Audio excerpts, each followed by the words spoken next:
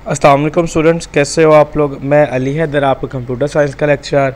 बेटा जी, आज हमने चैप्टर नंबर 4 एरेज़ का जो नेक्स्ट टॉपिक है टाइप्स ऑफ एरेज़, और यही आज जो हमने कंटेंट्स पढ़ने हैं ये लास्ट कंटेंट्स है इस चैप्टर के, तो उनके हवाले से हमने बात करनी है। तो मूव करते हैं सबसे पहले आज के अपने कंटेंट्स पे। सबसे पहले हमने बात करनी है टाइप्स ऑफ एरे पे, फिर हमने बात करनी है फिलिंग ऑफ 2D एरे कि 2D एरे को हम किस तरह फिल करते हैं, accessing of 2D array using loop के लूप को इस्तेमाल करते हुए हम 2D एरे के अंदर जो डाटा पड़ा हुआ है उसको कैसे एक्सेस करते हैं, और सबसे लास्ट पे हमने बात करनी है एरे मैनिपुलेशन पे। तो मूव करते हैं अपने पहले कंटेंट टाइप्स ऑफ एरे पे। Types of array, there are 2 types of array. Array की 2 इकसाम होती हैं। दीज आर एज फॉलो, वो द झेल हैं। Number 1 1 dimensional array, number 2 2 dimensional array. 1 dimensional array, 1 dimensional array is also called linear array और वेक्टर एरे। 1 डायमेंशनल एरे को हम लीनियर एरे और वेक्टर एरे का नाम भी देते हैं। 1 dimensional array is consist of only single row और सिंगल कॉलम, कि 1 डायमेंशनल एरे जो होती है वो सिंगल रो और सिंगल कॉलम पर ही मुश्तमिल होती है। It is also known as 1D array, इसको 1D एरे का नाम भी दिया जाता है। D स्टैंड्स फॉर डायमेंशनल, कि इसकी एक ही डायमेंशन है। अब यहाँ पे इसका सिंटेक्स हमारे पास क्या दिया गया है कि सबसे पहले हमने डिम जो कीवर्ड है यानी कि डायमेंशन वाला कीवर्ड उसको इस्तेमाल करना है। उसके बाद हमने एरे नेम यानी कि जो भी हमारे पास एरे का नंबर है, उसके बाद मैक्स इंडेक्स नंबर के जितना भी हमें मैक्स इंडेक्स नंबर होगा, ठीक हो गया, यानी कि जितने हमें इंडेक्स नंबर जितने इंडेक्स चाहिए उसके हिसाब से हमें इंडेक्सेस लिख देना है यहाँ पे। तो अगर आप यहाँ पे नीचे डायग्राम में देखो तो ये हमारे पास एक एरे है जो कि हमारे पास सिर्फ और सिर्फ एक रो पर मुश्तमिल है। या तो जो 1 डायमेंशनल एरे होती है वो एक रो पर मुश्तमिल होती है या फिर एक कॉलम पर मुश्तमिल होती है।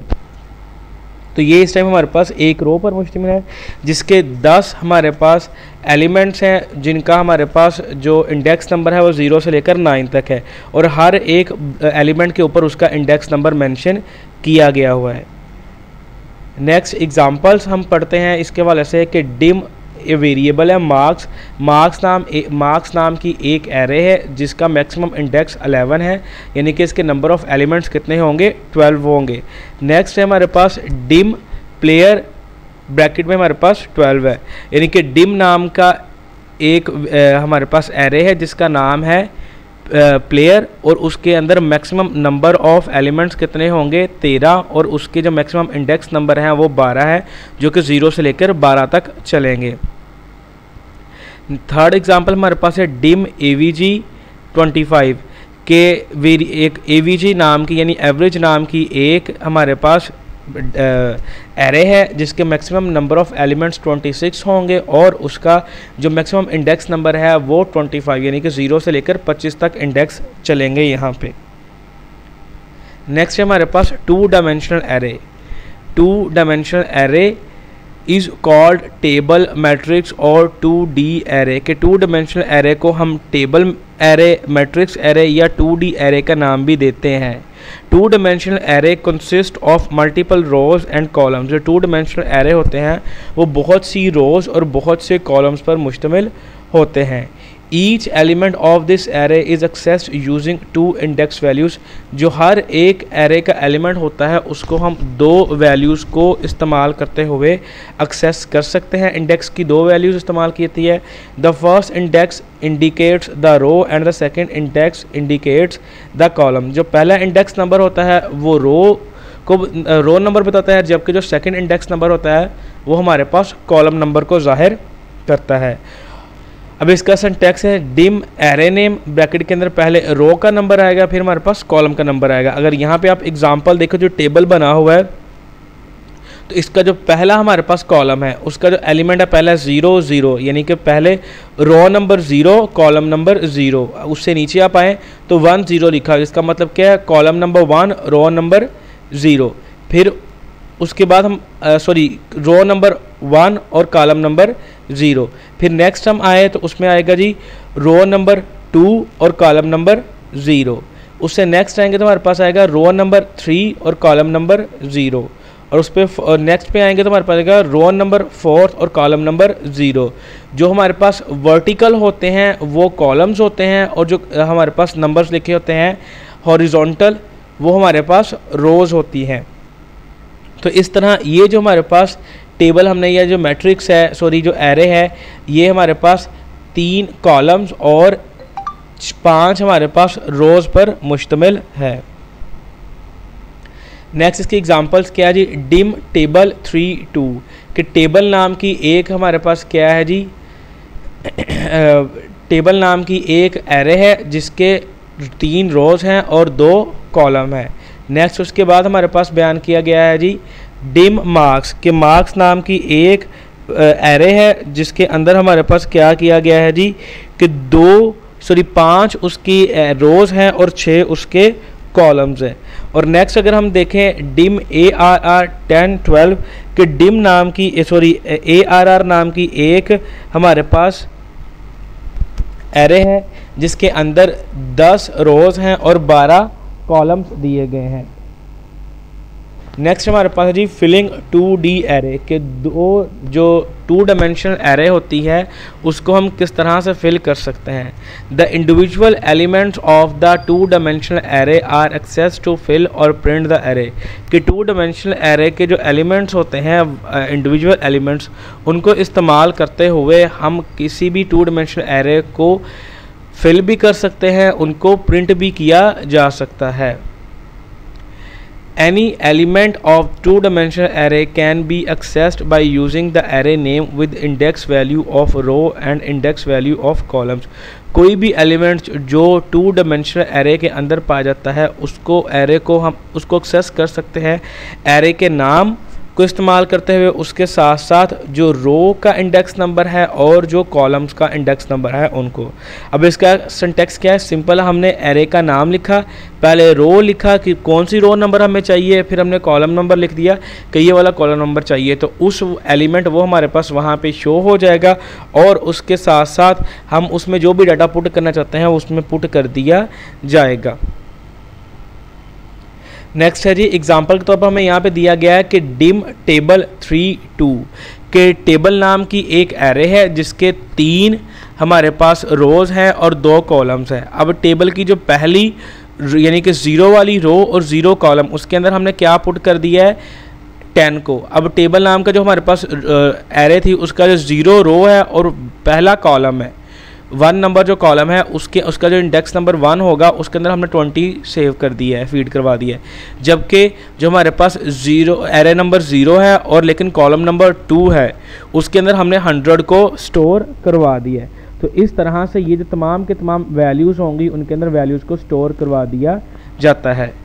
नेक्स्ट हमारे पास है जी accessing 2D array using loop कि 2 डायमेंशनल एरे को लूप को इस्तेमाल करते हुए हम किस तरह से एक्सेस कर सकते हैं, उसके अंदर जो डाटा है उस तक हम किस तरह पहुंच सकते हैं।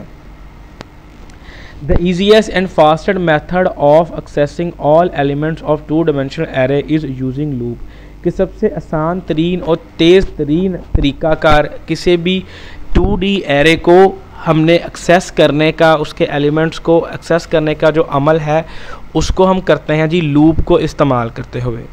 All elements of 2 dimensional array can be accessed using nested loop। तमाम के तमाम जो एलिमेंट्स होते हैं 2 dimensional array के उनको एक्सेस किया जाता है nested loop को इस्तेमाल करते हुए।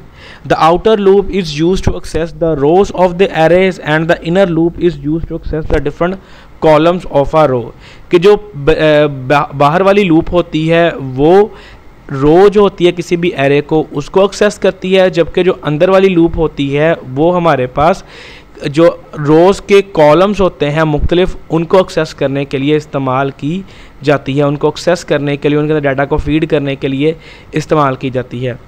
The nested loops are frequently used to access all elements of 2D array and perform different processing। जो nested loop होती हैं वो तमाम के तमाम 2D array के एलिमेंट्स को एक्सेस करती है और उनके ऊपर जो भी काम करना होता है वो काम वहाँ पे किया जाता है। नेक्स्ट एग्जांपल है हमारे पास के डिम टेबल 3 2 के टेबल नाम का एक हमारे पास एरे है जिसके 3 रोज़ हैं और हमारे पास 4 रोज़ हैं और 3 हमारे पास कॉलम्स हैं।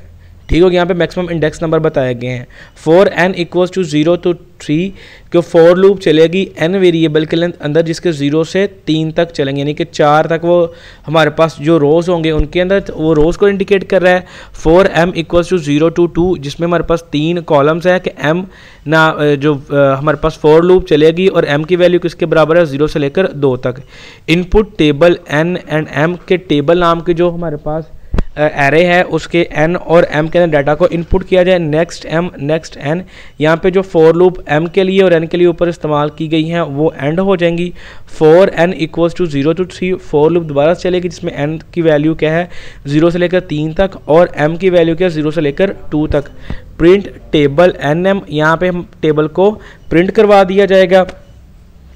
नेक्स्ट m नेक्स्ट n कि नेक्स्ट यहाँ पे जो n लूप हमारे पास जो फॉर लूप चल रही थी m के लिए और n के लिए वो तमाम की तमाम क्या हो जाएंगी हमारे पास क्लोज हो जाएंगी और एंड हमारे पास यहाँ पे जो कंट्रोल होगा वो वापस से बाहर आ जाएगा। अब यहाँ पे बेसिकली ये इसको इस्तेमाल क्यों किया जा रहा है कि ये पूरा का पूरा प्रोग्राम में बता रहा है कि एक 2 डायमेंशनल एरे है जिसका नाम टेबल है, उसको हम डिक्लेयर कर रहे हैं और उसके अंदर मुख्तलिफ वैल्यूज़ को इनपुट करवा रहे हैं नेस्टेड लूप को इस्तेमाल करते हुए।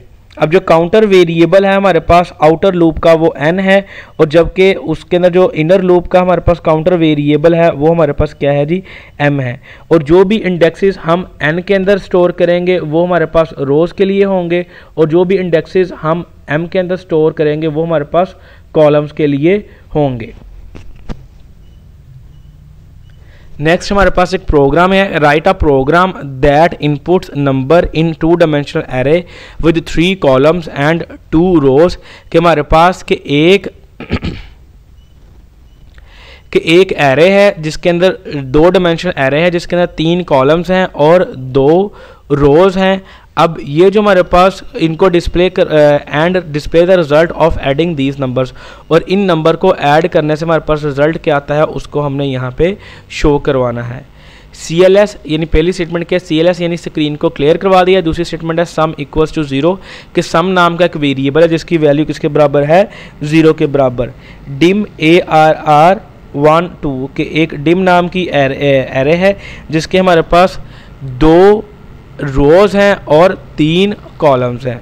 For n equals to 0 to 1 के फॉर नाम की एक लूप है जिसके अंदर n वैल्यू 0 से लेकर 1 तक चलेगी। अब n के अंदर जो भी वैल्यूज़ हम पुट करेंगे वो हमारे पास रोज़ के अंदर स्टोर होती जाएंगी। For m equals to 0 to 2 के जब फॉर लूप चलेगी जिसमें m वेरिएबल हमारे पास रिप्रेजेंट कर रहा है कॉलम्स को और उसकी वैल्यू 0 से लेकर 2 तक यानी कि 3 नंबर ऑफ कॉलम्स है उनके अंदर डाटा हम फीड करते जाएंगे। अब नेक्स्ट है जी इनपुट एंटर आ नंबर के नंबर को एंटर किया जाए ARRNM के जो एरे है ARR उसके रोज़ और कॉलम के अंदर। अब जो डाटा हम n के अंदर करेंगे वो हमारे पास रोज़ के अंदर स्टोर होता जाएगा और जो डाटा हम m के अंदर स्टोर करेंगे वो हमारे पास कॉलम्स के अंदर स्टोर होता जाएगा। Sum equals to sum plus ARR into n into m कि जो डाटा सम बराबर है सम बराबर है सम जमा एरे के अंदर जो हम उसके अंदर एलिमेंट्स के अंदर ऐड करते जा रहे हैं डाटा। जैसे सम की वैल्यू क्या है 0 तो पहले सम बराबर हो गया 0 प्लस अब ARNM कि पहली जो रो होगी और पहला कॉलम होगा उसके अंदर फर्स्ट क्रम हमने 10 को ऐड किया है तो 10 जमा 10 हमारे पास क्या हो जाएगा 10 हो जाएगा। 0 जमा 10 हमारे पास क्या हो जाएगा 10 हो जाएगा। नेक्स्ट m, यहाँ पे m लूप ख़त्म हो गया। नेक्स्ट n और यहाँ पे भी n लूप ख़त्म हो गया। प्रिंट सम इक्वल्स टू सम के सम की जो वैल्यू है वो सम के बराबर है एंड यहाँ पे हमारे पास लूप ख़त्म हो जाएगी और ऐड द जिस तरह से नंबर एंटर होते जाएंगे हम उनके अंदर ऐड करते जाएंगे। हमने कोई भी रैंडम नंबर ऐड कर दिए जिस तरह हमने 5 10 8 27 52 33 इनको ऐड कर दिया। अब ऐड द जब इन तमाम का सम होगा तो हमने क्या किया 135 हमारे पास सम इनका एंड पे आ जाएगा।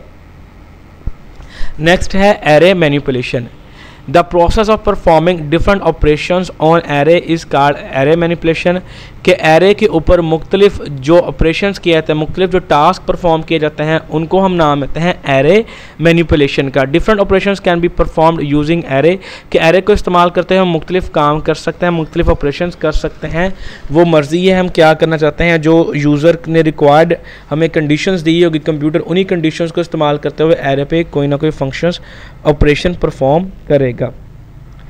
ऑपरेशंस परफॉर्म्ड ऑन एरे, वो कौन कौन से ऑपरेशंस हैं जिनको हम एरे पे परफॉर्म कर सकते हैं। Different operations are performed using array, के एरे को इस्तेमाल करते हुए हम मुख्तलिफ ऑपरेशंस परफॉर्म कर सकते हैं। Some important function operations are as follow, कि चंद अहम तरीन ऑपरेशन दर्जेल दिए गए हैं। Number 1, finding a specific element in the array, कि एरे के अंदर किसी ख़ास एलिमेंट को ढूंढना, जिसको हम सर्चिंग का नाम देते हैं। नेक्स्ट है हमारे पास comparing the element of two arrays, के दो एरेज के एलिमेंट को कंपेयर करना। अब ये जो अमल होता है, इस अमल को हम नाम देते हैं कंपैरिजन मेथड कहते हैं, या कंपैरिजन का ऑपरेशन कहते हैं, कि ये हम सर्चिंग का ऑपरेशन भी परफॉर्म कर सकते हैं एरे के ऊपर। कंपैरिजन जो ऑपरेशन होता है इसको भी परफॉर्म कर सकते हैं। स्टोरिंग एन एरे, के एरे को स्टोर करना, सिस्टम के अंदर स्टोर करना, या जो भी डाटा हम इसके अंदर स्टोर कर रहे हैं उसको स्टोर करना। तो इस अमल को, इस ऑपरेशन को हम नाम देते हैं स्टोरेज का। नेक्स्ट है हमारे पास finding minimum and maximum number in the array, के एरे के अंदर मैक्सिमम और मिनिमम नंबर को फाइंड करना। तो ये अगर फाइंडिंग है तो ये भी हमारे पास सर्चिंग आ जाती है, लेकिन ये सर्चिंग किसी और तरीके की होती है जिसको हम एक और मेथड से कहते हैं। नेक्स्ट है हमारे पास रिकॉर्डिंग रीऑर्डरिंग द एरे। अब रीऑर्डरिंग से मुराद क्या है, एरे को दोबारा तरतीब देना। अब एरे को दोबारा तरतीब देने से मुराद क्या है हमारे पास, कि हम उसको अरेंज कर रहे हैं। हमें जिस मर्जी तरीके से एरे को बयान कर दिया गया है, एरे हमें दे दी गई है, हम उसको दोबारा से अरेंज कर रहे हैं, चाहे वो असेंडिंग ऑर्डर में हो, डिसेंडिंग ऑर्डर में हो। तो इस चीज़ को हम, इस अमल को, इस ऑपरेशन को, इस फंक्शन को हम कहते हैं सॉर्ट करना, सॉर्टिंग का अमल कहते हैं। यानी कि हम चीज़ों को तरतीब दे रहे हैं, या तो हम छोटे से बड़े की तरफ तरतीब दे रहे हैं, या फिर बड़े से छोटे की तरफ दे रहे हैं। ये हमारे पास दोनों मेथड ज़्यादातर इस्तेमाल किए जाते हैं, असेंडिंग ऑर्डर और डिसेंडिंग ऑर्डर में ही डाटा को हम तरतीब दे सकते हैं। अगर हमारे पास अल्फ़ाबेटिक डाटा है तो उसको हम अल्फ़ाबेटिकली भी स्टोर कर सकते हैं, सॉर्ट आउट कर सकते हैं, उसको हम अरेंज कर सकते हैं। थैंक यू बेटा जी। अगर आज के लेक्चर के वजह से आपको कोई इशू हो या किसी बात की समझ ना लगी हो तो इस ईमेल एड्रेस पे आप राब्ता कर सकते हैं। फ़ी अमानिल्लाह बेटा जी।